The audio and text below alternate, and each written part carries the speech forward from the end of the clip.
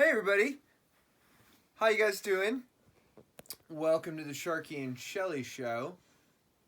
But guess what? They took the night off.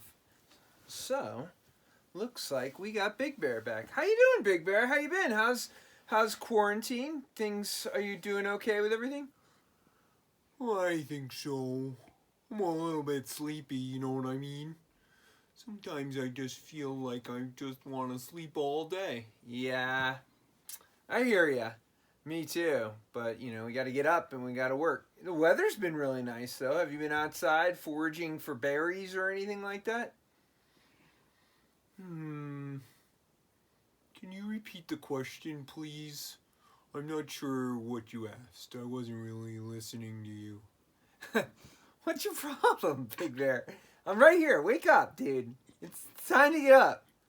Come on. I asked if you've been eating any berries or anything like that. Getting ready, out there, eating berries, springtime, that kind of stuff. You doing anything fun?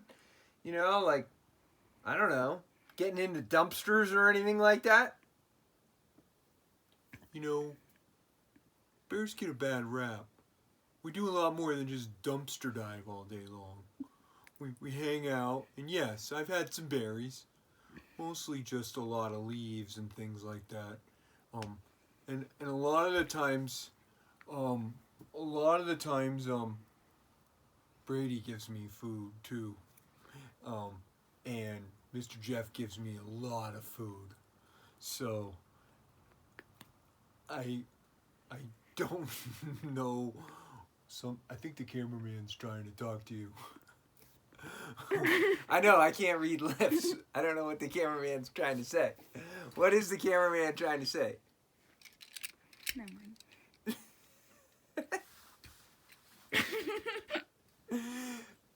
It's got to be something important, but I'm not sure what it is. Anyhow, it's nice not to have Sharky and Shelly around. Oh, they're always talking about themselves. They're so egomaniac. Not me. I'm a lover. I just like to hang out, eat some berries, and be kind to people. Kind of like Creekside kids. Anyhow, Mr. Jeff, you gonna read a story tonight? Yeah, I'm gonna read a story tonight. Totally, I'm gonna read a story tonight. Oh, can you please read a Curious George book? Please, please. I love it when that little monkey gets into trouble. Please read that thing. Please read it, please. All right, well, I wasn't planning on reading a Curious George book, but since you asked, I might happen to have one right here. Look at that. What are the odds of that, Big Bear? Okay, here we go. Curious George. Now, this monkey's always getting into trouble. It's always a little unbelievable to me. Look at him. He's up on the wire. I know, but I just love him. He's just so funny. All right. It's good to have you here, Big Bear. I kind of missed you. Shelly and Sharky have been taking up way too much time. This is George.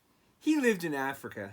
He was a good little monkey and always very curious.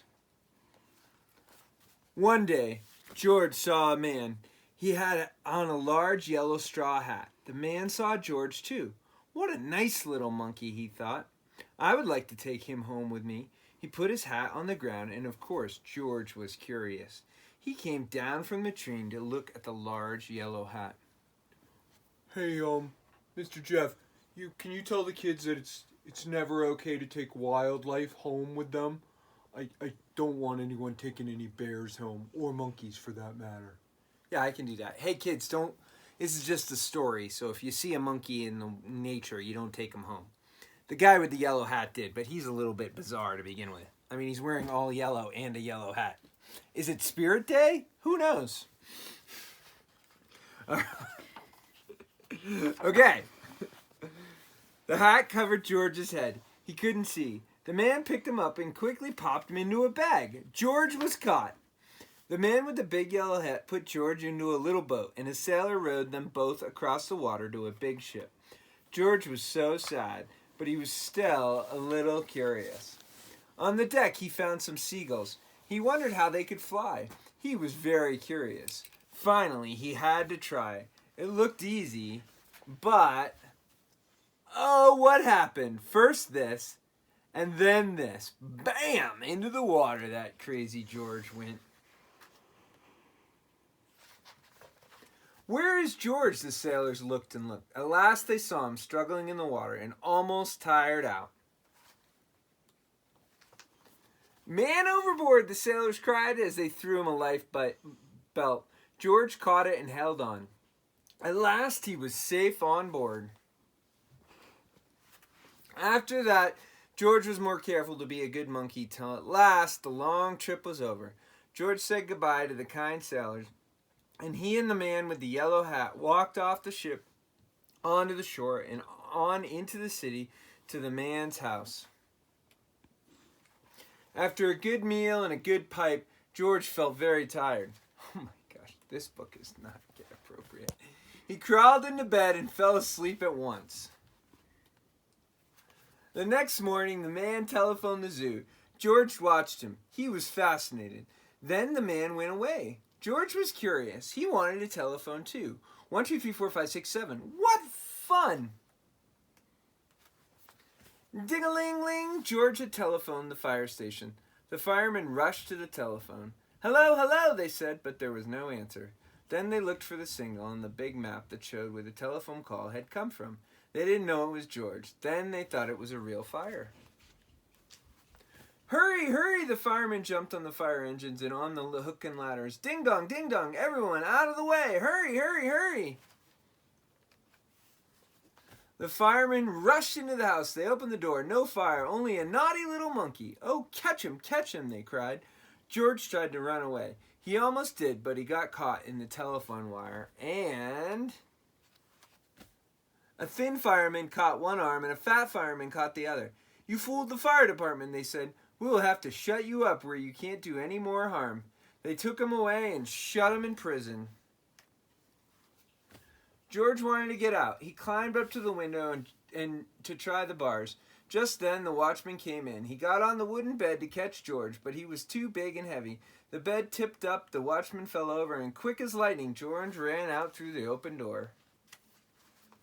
He hurried through the building and out onto the roof, and then he was lucky to be a monkey. Out he walked onto the telephone wires quickly and quietly over the guard's head.